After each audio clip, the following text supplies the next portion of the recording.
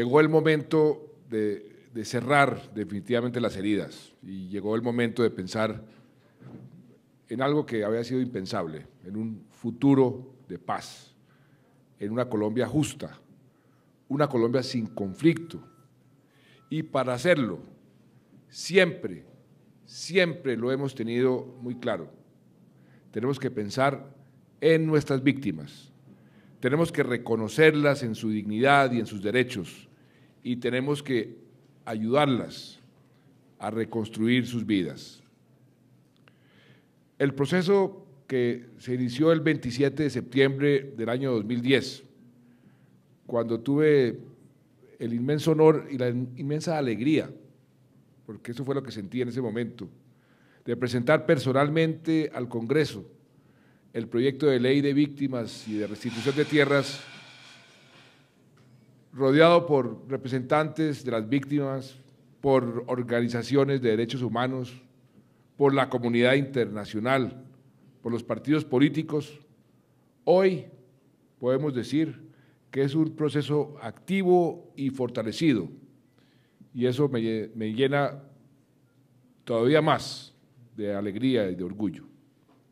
Hoy tenemos este Sistema Nacional de Atención y Reparación Integral a las Víctimas, que es un gran avance, y no podemos desconocer que lo que estamos haciendo en Colombia no tiene precedentes ni aquí en el país ni en el mundo.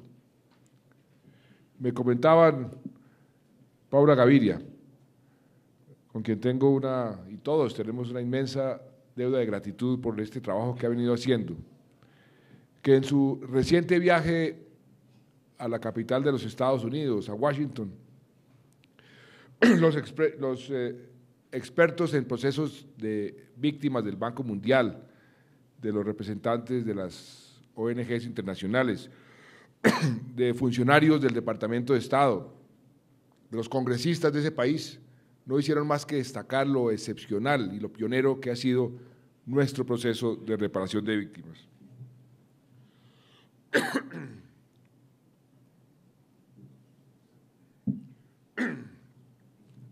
Lo hemos dicho muchas veces, Colombia es el primer país en el mundo en iniciar un proceso de reparación de víctimas en medio de un conflicto. Nuestro primer compromiso con las víctimas es uno muy sencillo, que se cae de su propio peso, que no haya más víctimas.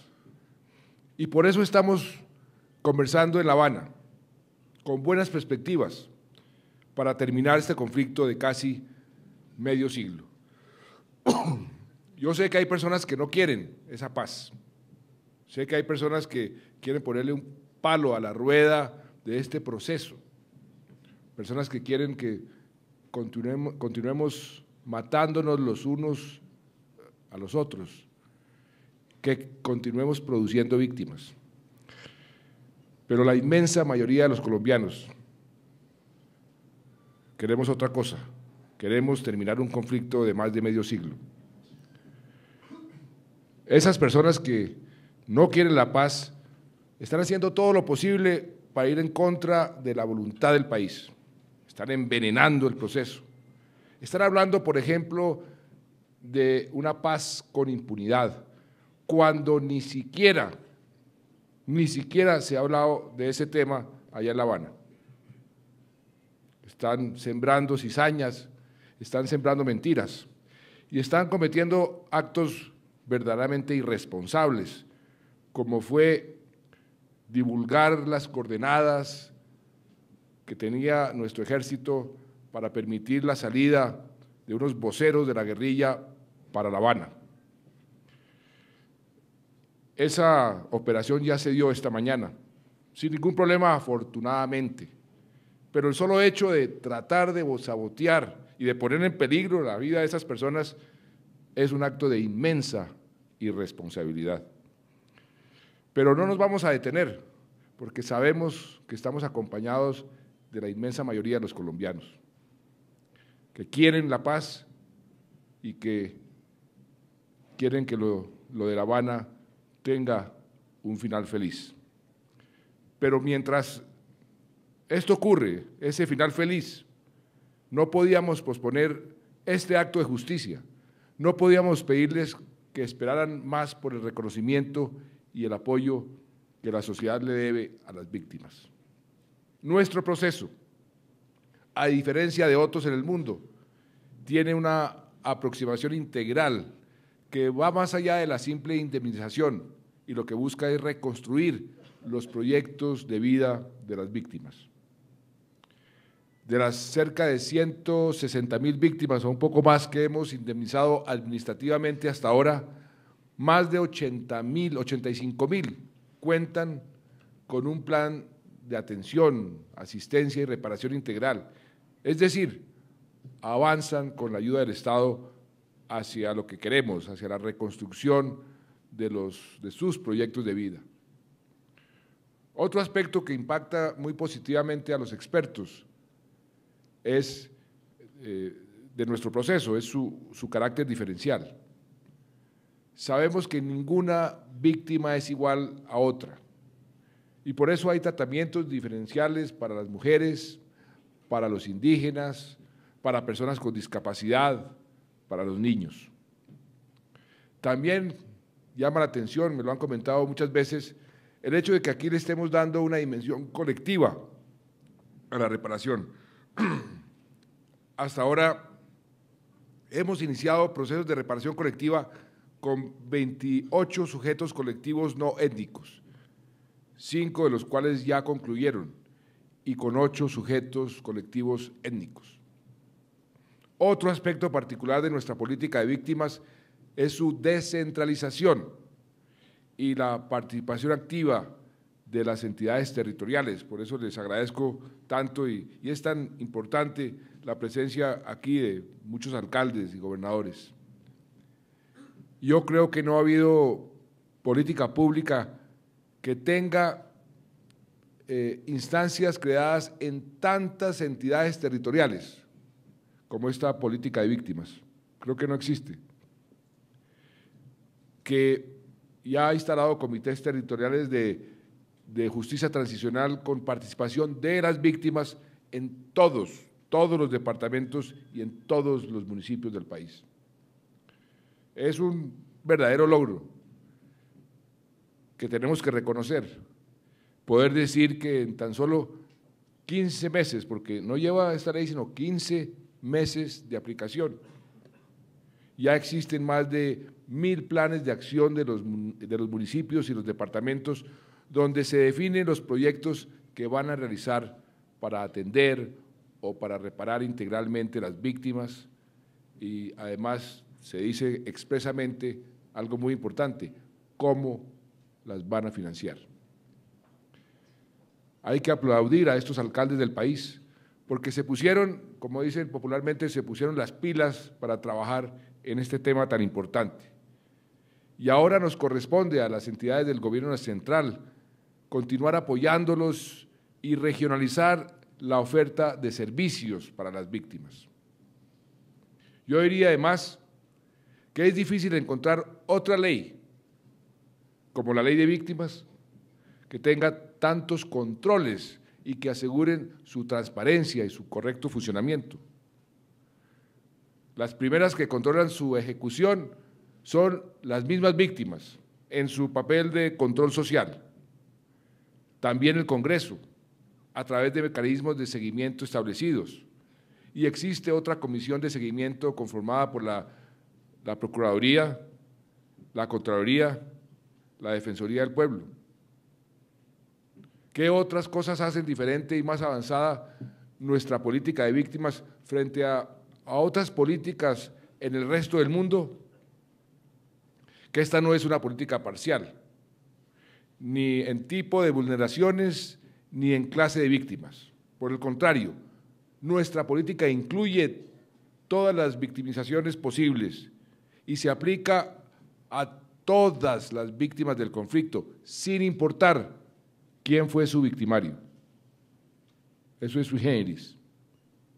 La nuestra es una política que no es solo implementada por el Estado, sino que involucra activamente la participación de las víctimas en su diseño, en su implementación y en su seguimiento. Y no puede ser de otra manera.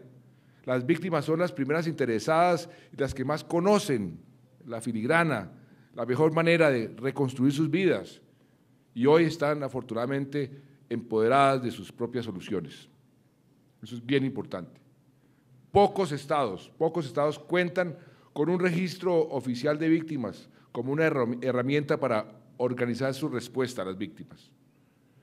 Algunas comisiones de la verdad han hecho diagnósticos que proyectan un universo probable de víctimas.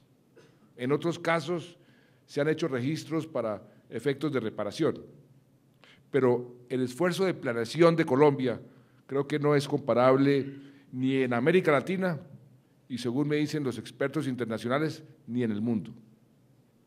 Además, si nos comparamos con países que han sufrido conflictos internos como el nuestro, los montos de indemnización administrativa que se entregan en Colombia son probablemente los más altos del mundo, por lo menos que yo sepa son los más altos de América Latina.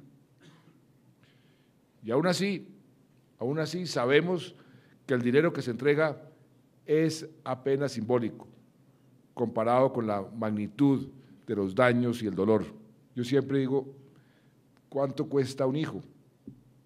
¿Cuánto cuesta un padre, una madre, un hermano, una hermana, cónyuge? Eso no tiene precio. Cualquier dinero no es suficiente. Por eso nuestra respuesta no se limita a la indemnización.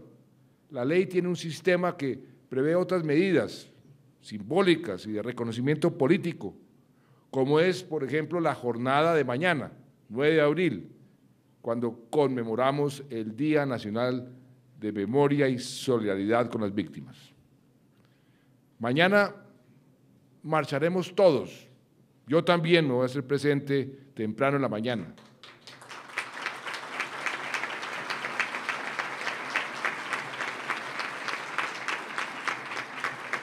Para acompañar a las víctimas, para rechazar la violencia y para apoyar el proceso de paz.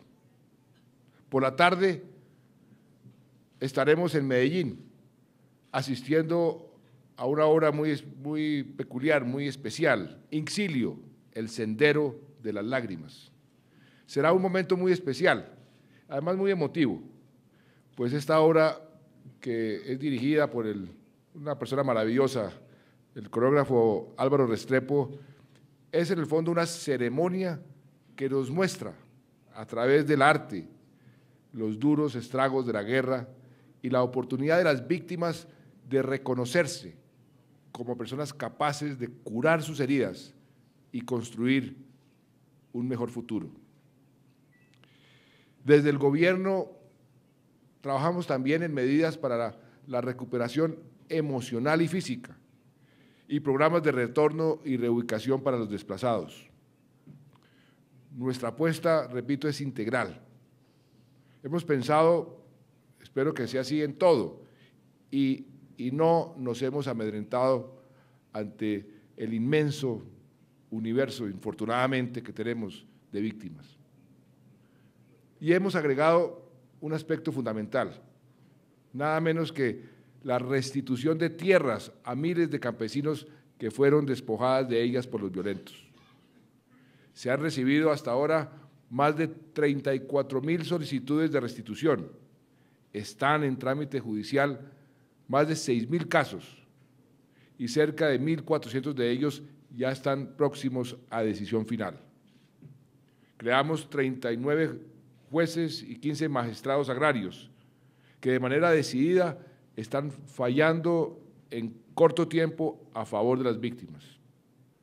Estos jueces llevan menos de medio año en funcionamiento y ya han producido sentencias que han devuelto unas 12.000 hectáreas a quienes las habían perdido.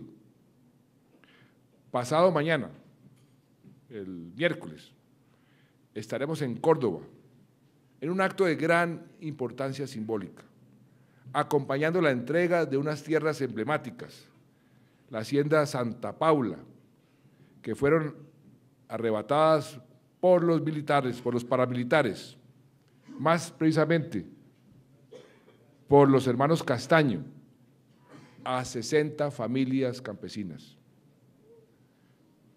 No olvidamos que allá, en Montería, fue asesinada Yolanda Izquierdo, líder de este proceso de restitución de tierras.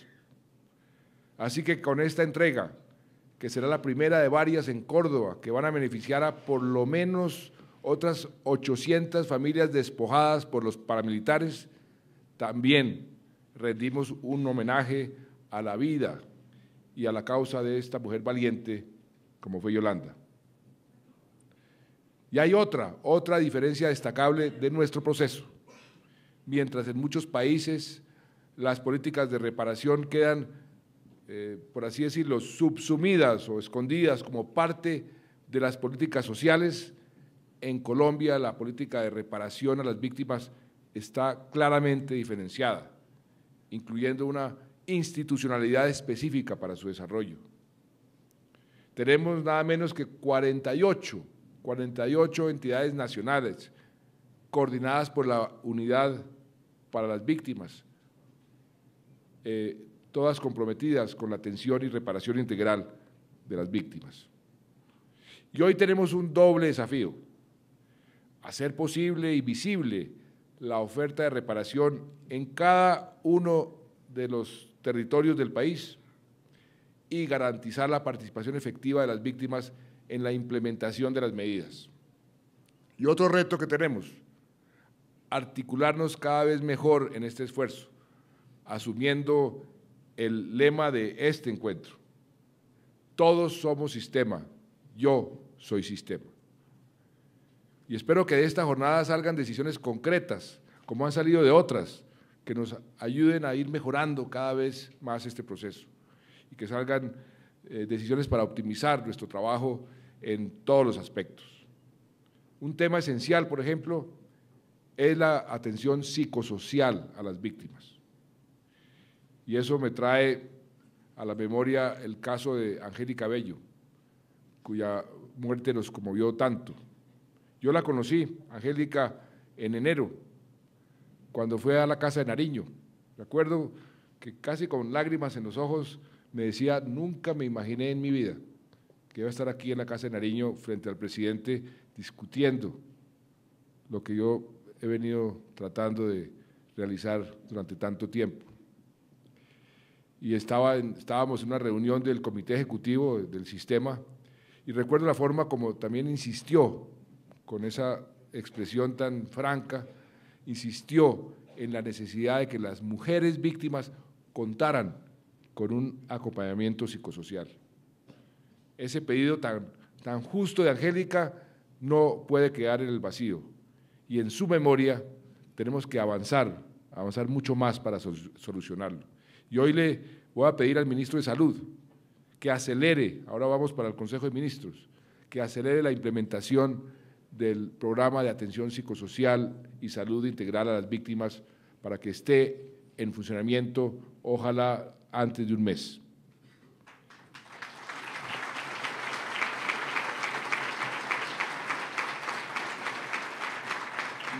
La Unidad para las Víctimas también está haciendo una licitación con organizaciones de la sociedad civil para ayudar en la recuperación emocional de las víctimas y va a realizar proyectos con el Ministerio de Justicia para la atención psicosocial de los niños, de las niñas, de los adolescentes, de las mujeres víctimas de violencia sexual en procesos de reparación.